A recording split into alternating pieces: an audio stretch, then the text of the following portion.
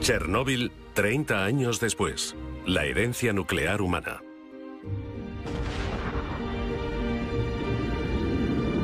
...1945...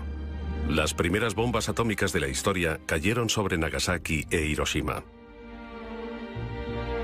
Para horror del mundo, más de 170.000 personas murieron como consecuencia del ataque.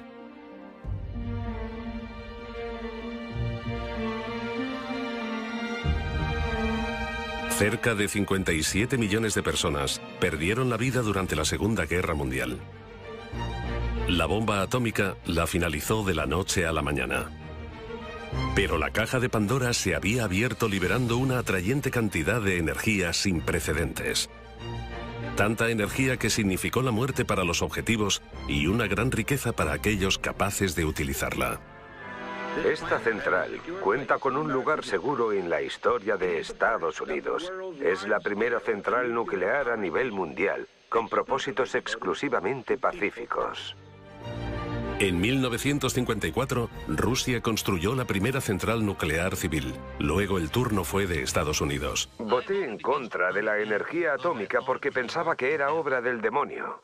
Ahora sé que me equivocaba. Dios hizo el átomo. Los seres humanos tardaron unos 20 años en construir las primeras 100 centrales nucleares. Desde las dos crisis del petróleo a mediados de los 70, este número se ha incrementado exponencialmente. A mediados de los 80, 360 centrales nucleares estaban activas en todo el mundo.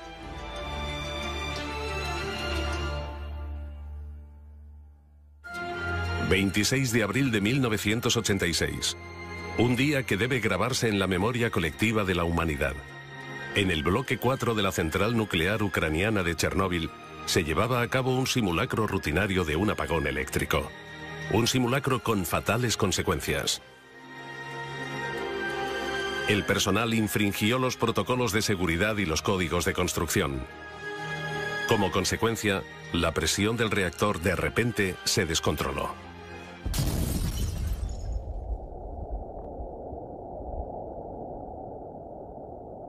La explosión fue violenta y mandó partículas radioactivas a la atmósfera durante 10 días. Fue la catástrofe nuclear más grande de la historia de la humanidad.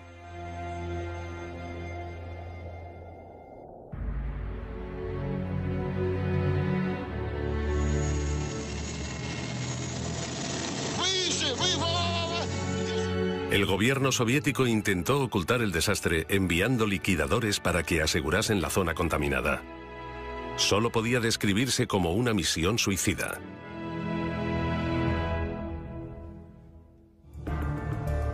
Las emisiones radioactivas acabaron llevándose la vida de muchos de ellos.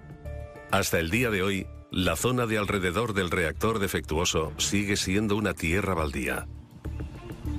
En 2007, un helicóptero hizo un vuelo de reconocimiento sobre Chernóbil.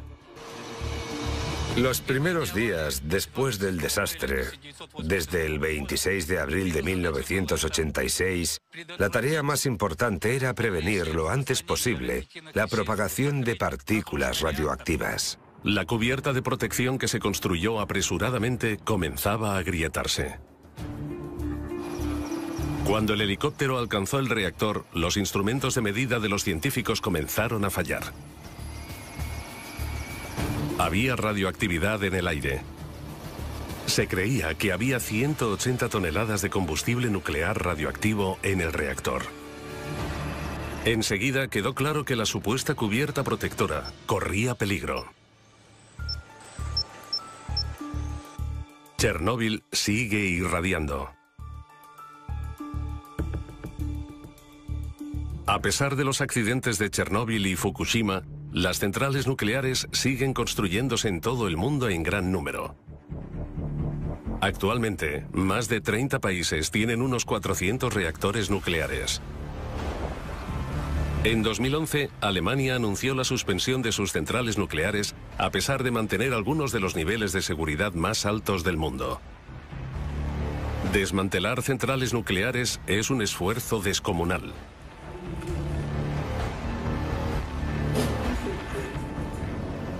Toda la masa de una central nuclear así es de 1.800.000 toneladas. Y afortunadamente, solo el 35% de esta masa está contaminada o es sospechosa de estar contaminada. Este estilo de central nuclear soviética fue construida durante la época de la Guerra Fría. Muchos detalles técnicos son similares a Chernóbil. Poco después de la reunificación alemana, toda la operación fue cerrada por motivos de seguridad. Durante los últimos 20 años, 700 ingenieros han trabajado desmantelando la central sin un final a la vista. Chernóbil, Ucrania. 3 décadas después del incidente nuclear más grave de la historia. Alrededor de 130.000 kilómetros cuadrados de tierra en Bielorrusia, Ucrania y Rusia se han visto afectados por la contaminación del accidente del reactor de 1986. En aquella época, unos 5 millones de personas vivían en esa zona. Hoy, el radio de la zona restringida es de 30 kilómetros. Se requiere un permiso especial para sobrepasar los puestos de control. En 1986, Vladimir Usatenko fue llamado al lugar del accidente como ayudante. Lo que vivió allí le sigue asustando hoy en día.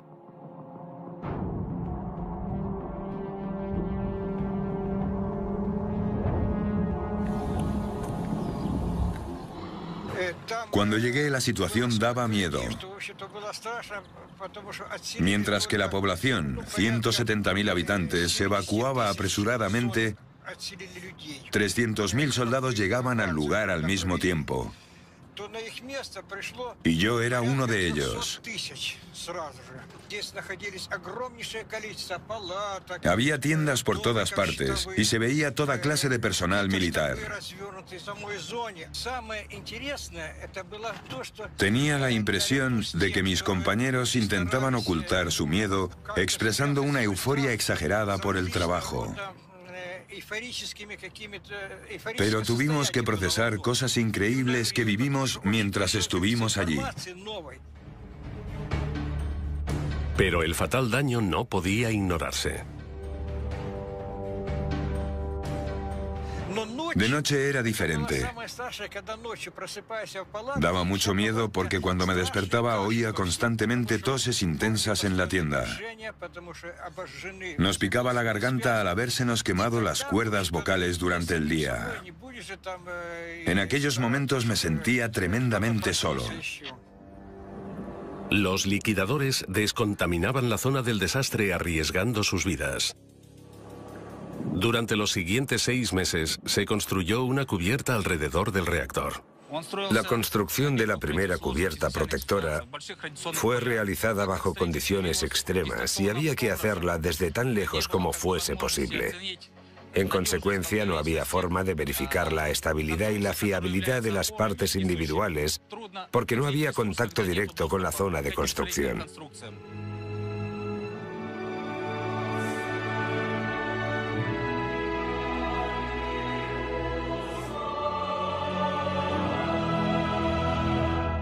Aún así, rara vez la humanidad aprende de la historia. Alrededor de 400 centrales nucleares están en funcionamiento hoy en día. Cada una tiene la capacidad de destruir las vidas de millones de personas. Lubmin, Alemania, en el mar Báltico. La antigua central nuclear dejó de funcionar en 1990 debido a medidas de seguridad deficientes. Desde entonces dejó de trabajar. Pero la descontaminación del reactor radioactivo es extremadamente difícil. La suspensión de las centrales nucleares tiene 3 fases. Primero, se quita el combustible nuclear altamente radioactivo del reactor. Simultáneamente, la instalación se desmonta en bloques, se descontamina y se prepara para el almacenamiento definitivo. Todo sucedió con procedimientos de protección especiales. La gente se mantenía a 200 metros de distancia en una zona de control. Desde ahí controlaban las cámaras, movían las herramientas y también a distancia empaquetaban los materiales. Los combustibles nucleares altamente radioactivos ya se eliminaron de los bloques del reactor a mediados de los 90. Altos niveles de exposición a radiación son probables cuando el combustible nuclear ha estado en un reactor. El 99% de la radioactividad en una central nuclear la contiene el combustible nuclear. Contiene plutonio, altamente cancerígeno. La gente que participó en la limpieza de Chernóbil, los liquidadores, volvieron a poner el combustible nuclear en el reactor. No sé cuántos siguen vivos. Yo diría que ninguno. Poco después de la catástrofe, los expertos nucleares soviéticos intentaron descubrir qué cantidad de combustible nuclear altamente radioactivo seguía presente en el reactor. Más de 1000 röntgens por hora son emitidos desde la zona del accidente.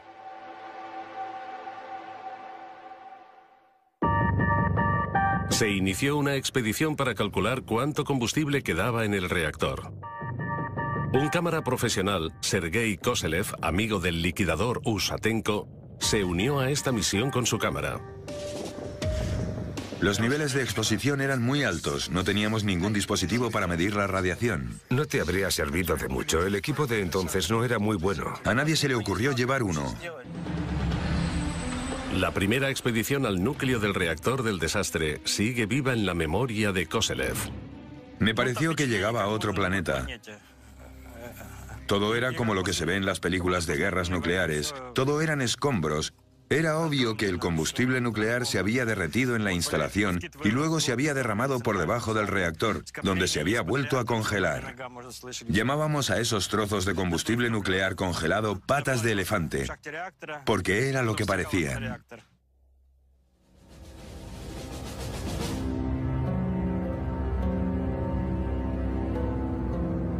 Puede verse combustible nuclear derretido en las grabaciones de Koselev. Pero, ¿son realmente 180 toneladas como indican los informes oficiales? El experto en Chernóbil, Usatenko, tiene sus dudas. Han descubierto que no había casi combustible nuclear en el reactor. Así que el Organismo Internacional de Energía Atómica debe explicar por qué la catástrofe siempre ha sido minimizada. Según la versión oficial, solo se salieron el 4% de los materiales. Pero estudios demuestran que la contaminación fue más amplia de lo que pensamos.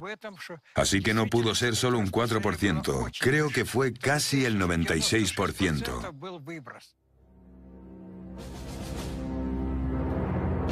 Una cosa es cierta. La vieja cubierta del reactor se enfrenta a un gran riesgo de derrumbarse. Un sarcófago nuevo prevendrá la liberación de materiales altamente radioactivos. El trabajo comenzó en 2012. El coste de la construcción móvil más grande del mundo supera los 2.000 millones de euros. El proyecto fue financiado conjuntamente por Estados Unidos y la Unión Europea. Para llevar a cabo este proyecto, primero tuvimos que quitar 125.000 metros cúbicos de residuos nucleares. Escombros altamente contaminados de la explosión seguían en el suelo. Los altos niveles de radiación pusieron en peligro a los trabajadores e hicieron de este lugar de construcción el más peligroso del mundo. 5 instrumentos de medición de radiación miden los niveles de contaminación del lugar de construcción, 24 horas al día. Intentamos evitar que los trabajadores se expongan a niveles adicionales de radiación. Los cimientos, de 90.000 metros cuadrados, han sido un reto particular para los ingenieros, suponiendo casi un cuarto de los costes. Y el reloj no para. La vieja cubierta se está desintegrando más rápido de lo esperado. El viento y la lluvia lo derriban desde el exterior, mientras que el material radioactivo del núcleo está haciendo la construcción más quebradiza. La estabilidad de la vieja cubierta está en peligro debido a los procesos de disolución. Cae lluvia y nieve, y como resultado la cubierta ya no puede cumplir con su función protectora de forma fiable. Una vez más, las personas arriesgan sus vidas para intentar controlar el reactor de Chernóbil.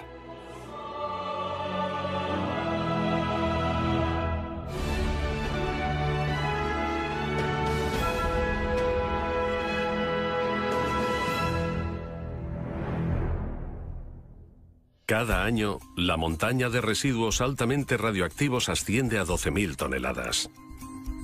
Pero, ¿qué se puede hacer con los residuos radioactivos? El problema de encontrar un almacenamiento definitivo para el material aún no se ha resuelto. La antigua mina de sal en el corazón de Alemania servía como un lugar seguro.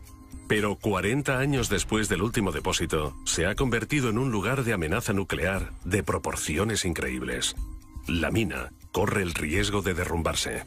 La roca está presionando la mina sobre el techo y las paredes, así que algunos de los primeros contenedores están comenzando a romperse. Por eso sabemos que es posible que los contenedores estén gravemente dañados. Los pozos y túneles han hecho que la roca sea frágil. Cada vez más agua se filtra en las viejas zonas de almacenamiento. Mientras, los materiales radioactivos escapan y contaminan el agua. El hundimiento total de la mina es solo cuestión de tiempo.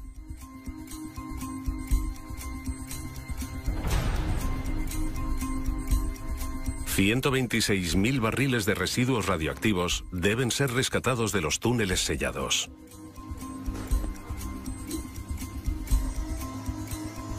Las perforaciones tienen dos funciones importantes. Nos permiten analizar la atmósfera de la mina. Hay que saber a qué nos atenemos cuando las abramos para la recuperación. ¿Hay un ambiente para la explosión? También sabemos que los fluidos contaminados liberan soluciones, lo que significa que los elementos residuales pueden fluir al exterior de la mina. Y así que debemos asumir, y eso hacemos, que los túneles ya no están intactos. Pero las perforaciones pueden dañar los barriles y causar más contaminación. Son un mal necesario porque nadie sabe qué está pasando detrás de los muros sellados.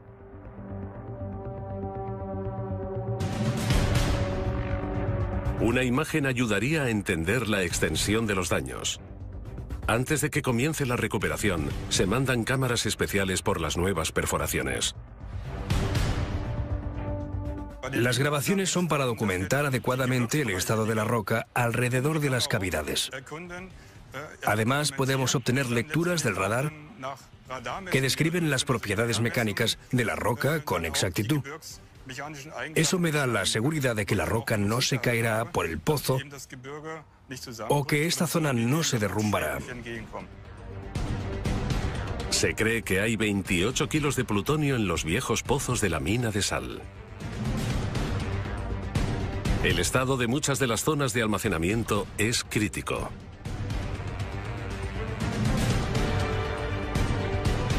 Pero cuando los planes de emergencia no funcionan y la roca se derrumba más rápido de lo esperado, la contaminación nuclear en esa zona, con tanta densidad de población, es inevitable.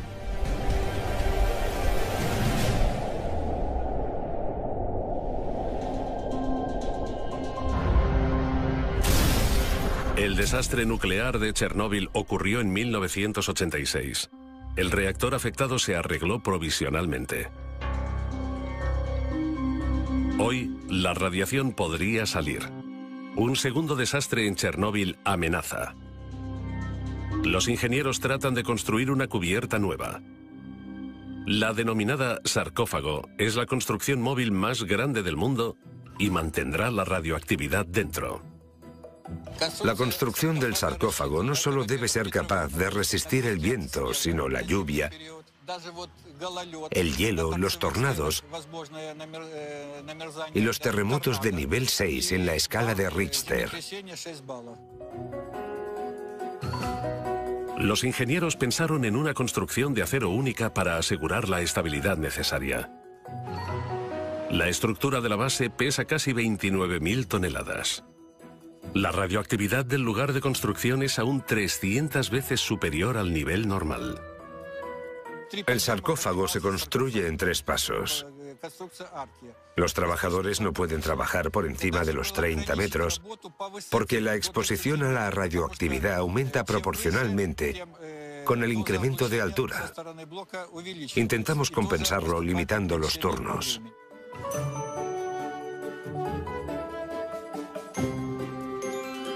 Tras 2 años, la colosal construcción de acero por fin se alza del suelo con la ayuda de sistemas hidráulicos. La forma curva del sarcófago es visible por primera vez. Es un gran momento para el ingeniero jefe Víctor Salisetsky y su equipo. El arco consiste en 2 partes construidas a una distancia de 12,5 metros entre ambas. Una característica especial del sarcófago es que las piezas de apoyo están hechas de tubos sólidos con un diámetro de 800 milímetros y un grosor de 50 milímetros. Una construcción única. El sarcófago se construye para que aguante 100 años. Nadie sabe qué ocurrirá después. El mayor problema es que las estructuras metálicas tendrán que pintarse en intervalos regulares para que no se oxiden, pero la radiación lo hace imposible. Sacar el combustible nuclear radioactivo del núcleo del reactor parece imposible. Queda esperar si el proyecto aguantará la prueba del tiempo.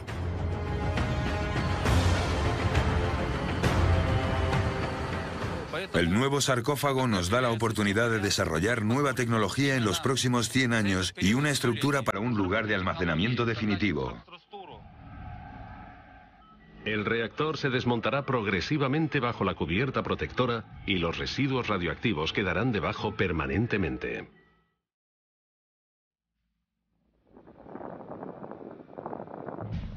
No hay forma de saber si el proyecto de 2.000 millones de euros tendrá éxito.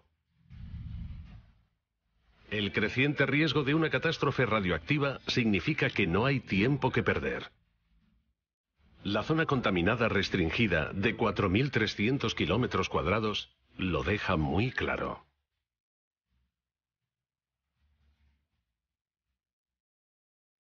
Los niveles de radiación actuales que emite el plutonio y los elementos transuránicos que se convierten en plutonio con el tiempo convierten esta zona en inhabitable durante al menos los próximos 1000 años.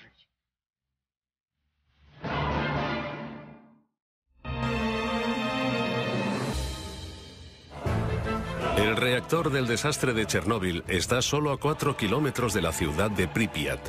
Hoy se está derrumbando. Alrededor de 50.000 personas vivían aquí en 1986. El liquidador Vladimir Usatenko va a encontrarse con uno de los antiguos habitantes. Alexander Sirota tenía 9 años cuando tuvo que abandonar la ciudad de un día para otro.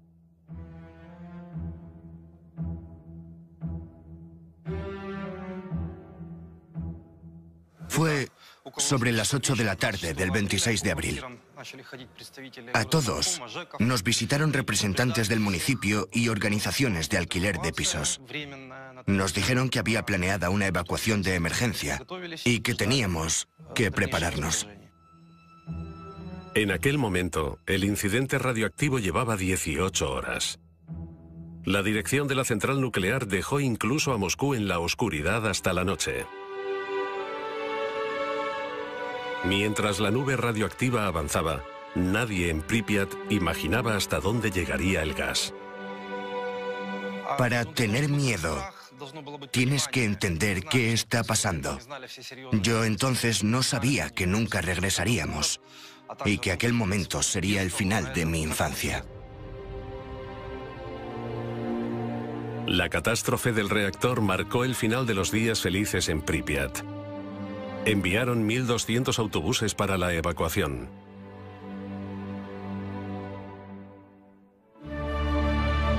Los refugiados fueron enviados a albergues de emergencia, pero no eran bienvenidos en todas partes. La forma como nos trataron a los refugiados fue insufrible. Nos trataron como a marginados. Tenían miedo y nos rechazaban. A los habitantes no se les permitió volver a sus hogares. La evacuación temporal terminó en un adiós definitivo sin la esperanza de volver. Yo vivía aquí con mi madre. ¿Cuántos años tenías? Casi 10. Madre mía, casi 10. ¿Qué sentiste? Para nosotros era como un juego. No podíamos concebir irnos de la ciudad para siempre. A la población local se le permitió regresar unos meses después para recuperar posesiones valiosas de sus casas. Solo unos cuantos entraron en la zona restringida. El sentimiento de pérdida de sus hogares era muy grande. Así era nuestra casa. Este es el patio que estamos viendo. Apenas reconozco nada. Mira el patio entonces y ahora. La diferencia es abismal. Sí, la vegetación ha crecido. Mira lo densa que es ahora. Me sorprende. Cada año, la naturaleza reclama un poco más de la ciudad. Pripyat es como una cápsula del tiempo enorme desde 1986.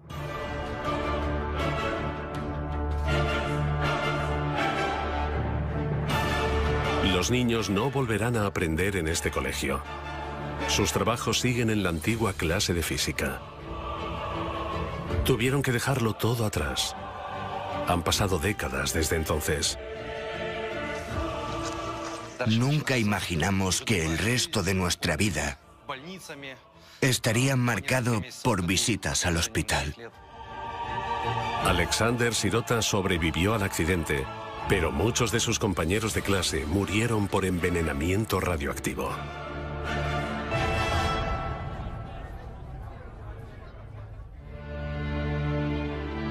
Tan solo queda una tierra baldía desolada.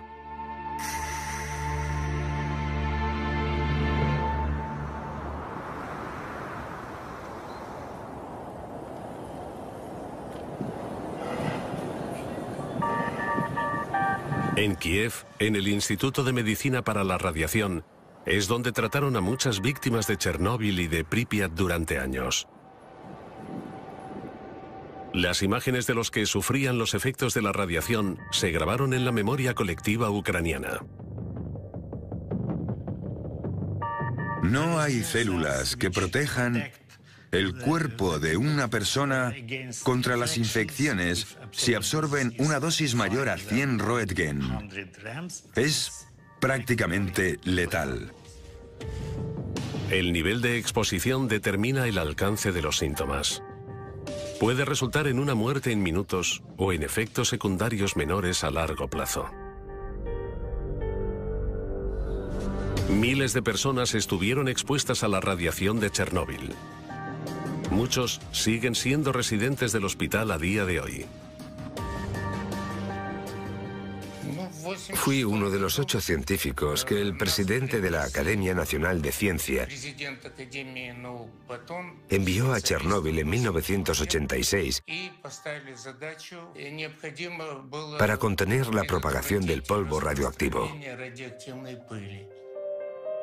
Muchos de los liquidadores no conocían todas las consecuencias de exponerse a la radioactividad. A otros no se les contó el verdadero alcance de la catástrofe. Teníamos muchísima sed y una sensación de ardor insoportable en la garganta. Cada 15 o 20 minutos teníamos que beber grandes cantidades de agua, si no el trabajo no habría sido posible. Los liquidadores cavaron apresuradamente un túnel mientras el agua fluía bajo el reactor y la masa, como lava, amenazaba con salir de las barras de combustible y del grafito. Lograron prevenir más explosiones que, según la estimación de los expertos, habrían hecho inhabitable media Europa. Muchos de aquellos héroes pagaron su heroísmo con sus vidas.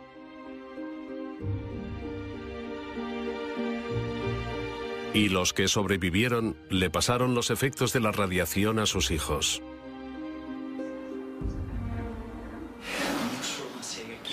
¿Qué le pasa a este joven? Tiene problemas en el páncreas. ¿Tiene los síntomas comunes? Sí, las muestras del hígado también tienen niveles elevados. El profesor Chumak sospecha que la causa es un cambio en los genes del paciente. Una sola base de ácido nucleico modificado puede cambiar los sistemas enzimáticos fermentados del cuerpo de tal forma que se convierta en menos resistente a diferentes influencias dañinas que provienen del medio ambiente. Los médicos atribuyen los síntomas directamente a la exposición a la radiación de sus padres en Chernóbil. Pero los efectos a largo plazo de la radioactividad son un problema global.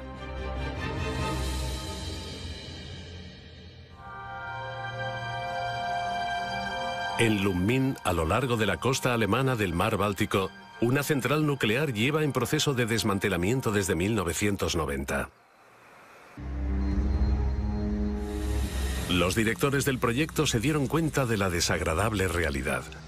Estiman el coste en 4.000 millones de euros, mientras tropiezan continuamente con problemas nuevos. Cuando se planeó el desmantelamiento, el material radioactivo debía ser eliminado de la zona en 18 años. Se están tardando 25 años en limpiar solo el 70%. Según estimaciones no oficiales, el desmantelamiento completo tardará otros 40 años. El problema es que solo tenemos permiso para almacenar el material en los contenedores hasta 2039. Solo se nos permite almacenarlos 40 años. Después, sabemos que no tenemos un lugar seguro para almacenarlo. Esto se aplica a todas las zonas de almacenamiento temporal de Alemania. Hay que hacer algo con aproximadamente 10.000 toneladas de materiales altamente radioactivos solo en Alemania. Pero a pesar de los conocimientos técnicos del país, aún no hay una estrategia para el tratado del material mortal. La zona de almacenamiento nuclear ASE, una antigua mina de sal con agua corriendo por su interior, lo confirma de la peor forma. 12.000 litros de agua y han alcanzado la mina de sal. Es necesario volver a extraerla. Rescatar 126.000 barriles radioactivos es la mayor prioridad. Usamos diferentes herramientas y analogías. También observamos cómo ha cambiado la geología a finales del milenio. Cogemos esos valores y hacemos pronósticos sobre lo que puede ocurrir en el futuro. Luego se ilustran situaciones hipotéticas y se analizan para elaborar medidas de seguridad. Cada barril tiene que ser revisado en busca de fugas y debe ser reempaquetado durante los primeros días. Después, se envía a más de 700 metros por un pozo hasta el exterior. Y finalmente, se revisan los contenedores de transporte por si han sido contaminados por la radiación.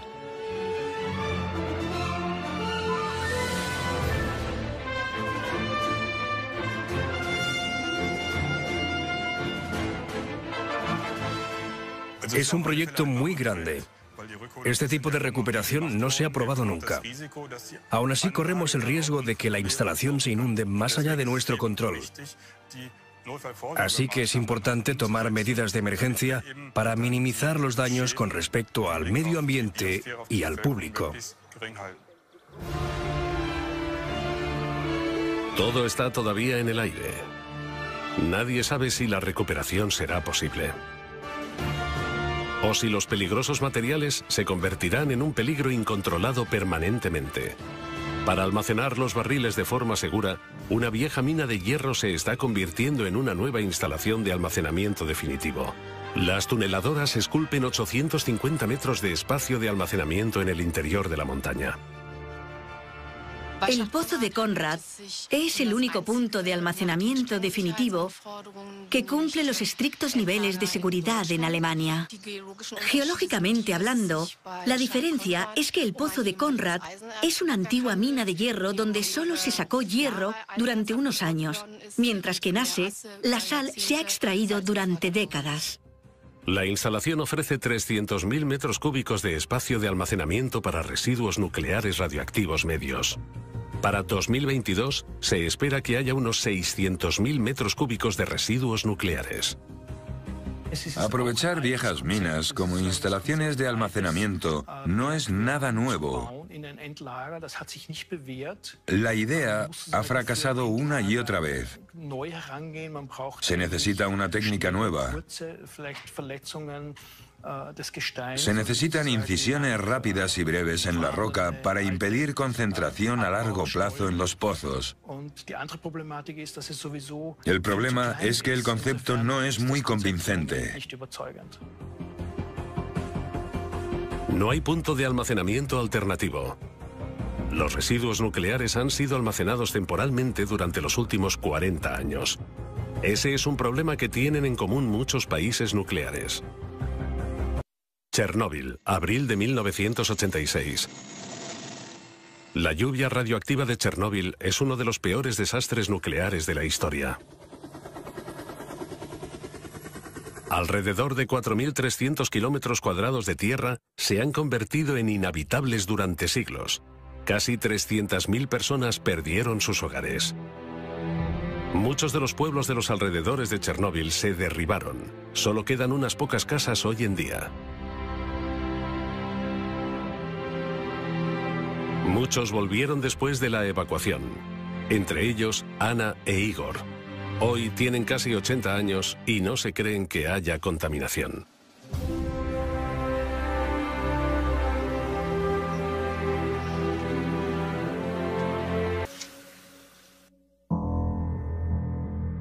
Ninguno de los antiguos habitantes de Pripyat ha regresado a su ciudad. Materiales de larga duración como el plutonio hacen de la ciudad antes próspera un lugar inhabitable.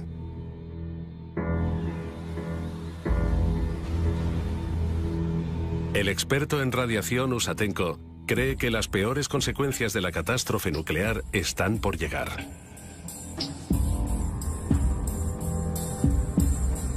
Habrá mutaciones genéticas. Solo aparecen 4 generaciones después, incluso en países alejados. Lo que importa no es tanto a cuánta radiación estuvo expuesto alguien, sino si estuvo expuesto. La catástrofe de Chernóbil no solo dejó radioactividad en Ucrania, sino también en muchas partes de Europa. 30 años después, un sarcófago de 31.000 toneladas está construyéndose en torno al reactor para prevenir nuevas catástrofes.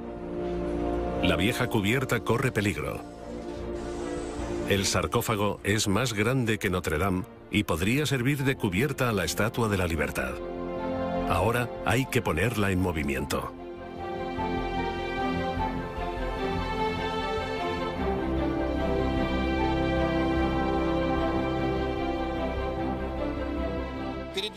El movimiento tiene lugar con el uso de los trenes de sujeción que hay a cada lado del arco y que sujetan el sarcófago con los raíles. Debido a su considerable peso, el arco cobertor se montará por separado. Mientras la estructura de 2.000 millones de euros se pone en movimiento, el éxito de toda la misión pende de un hilo. Uno de los trenes de sujeción empuja la construcción, mientras que el otro tira de ella hacia sí mismo. De esta forma, la estructura tiene 4 trenes de sujeción para moverla con la mayor seguridad posible.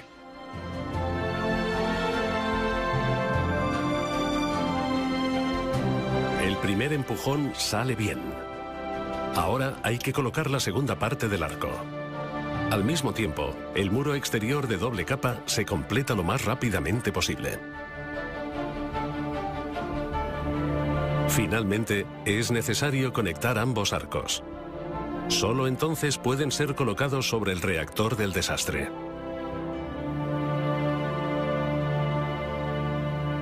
Hay que mantener unas condiciones muy específicas en el exterior del muro para que todo funcione. La humedad debe estar por debajo del 40% para prevenir la corrosión de la construcción. Las reparaciones y el mantenimiento no serán posibles una vez que el sarcófago haya llegado a su posición final sobre el reactor. La radiación sería demasiado alta.